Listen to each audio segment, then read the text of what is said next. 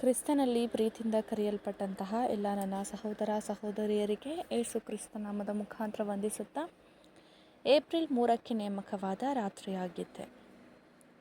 ಕರ್ತನ ಆಶೀರ್ವಾದವು ಐಶ್ವರ್ಯವನ್ನುಂಟು ಮಾಡುವುದು, ಅದರೊಂದಿಗೆ ಆತನು ಯಾವ ದುಃಖವನ್ನು ಸೇರಿಸುವುದಿಲ್ಲ. ಜ್ಞಾನೋಕ್ತಿಗಳು 10ನೇ ಅಧ್ಯಾಯ 22ನೇ ವಚನ.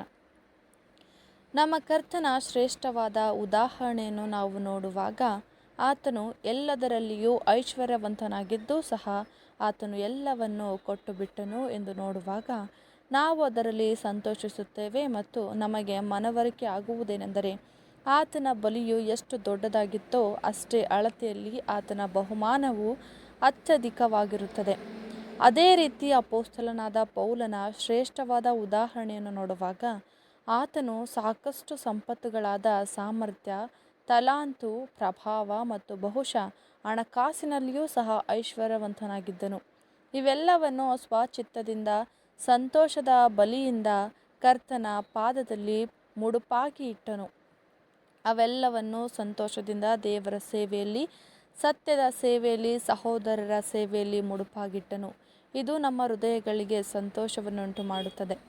ನಾವು ಖಚಿತವಾಗಿ ಭಾವಿಸುವುದೇನೆಂದರೆ ಅಷ್ಟು ಐಶ್ವರ್ಯವಂತನಾಗಿದ್ದವನು ಮತ್ತು ಅಷ್ಟೊಂದು ನಂಬಿಗಸ್ತಿಕೆಯಿಂದ ತನ್ನ ಐಶ್ವರ್ಯಗಳನ್ನು ಖರ್ಚು ಮಾಡಿದವನು ರಾಜ್ಯವು ಸ್ಥಾಪಿಸಲ್ಪಟ್ಟು ವ್ಯಕ್ತವಾಗುವಾಗ ಆತನು ಅಧಿಕ ಪ್ರಕಾಶಮಾನವಾಗಿ ಹೊಳೆಯುವನು.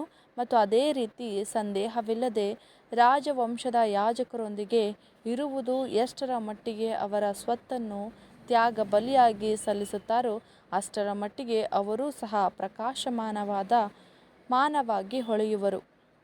ಯಾರೆಲ್ಲ ಕರ್ತನ ನಿಮಿತ್ತ, ಸತ್ಯದ ನಿಮಿತ್ತ ಅತ್ಯಧಿಕವಾದ ಅವಮಾನವನ್ನು, ಅತ್ಯಧಿಕ ಅಪಕೀರ್ತಿಯನ್ನು, ಅತ್ಯಧಿಕ ಶೋಧನೆಗಳನ್ನು, ಅತ್ಯಧಿಕ ಉಪದ್ರವಗಳನ್ನು ಈಗಿನ ಜೀವಿತದಲ್ಲಿ ಸಂತೋಷವಾಗಿ ಸಹಿಸಿಕೊಳ್ಳುತ್ತಾರೋ ಮತ್ತು ಹೆಚ್ಚಾಗಿ ಯಜಮಾನನ ಹಾಗೆ ಮತ್ತು ಆತನ ಮಾದರಿಯ ಹಾಗೆ ಅನುಭವವನ್ನು ಪಡೆದುಕೊಳ್ಳುತ್ತಾರೋ, ನಾವು ನಿಶ್ಚಯವಾಗಿ ಹೇಳಬಹುದೇನೆಂದರೆ ಅಂತಹ ತ್ಯಾಗ ಬಲಿಗಳಲ್ಲಿ ವ್ಯಕ್ತವಾದ ಅವರ ನಂಬಿಗಸ್ತಿಕೆ ಅನುಗುಣವಾಗಿ ಅವರಿಗೆ ಭವಿಷ್ಯದಲ್ಲಿ ಅತ್ಯಧಿಕ ಬಹುಮಾನಗಳಿರುವುದು.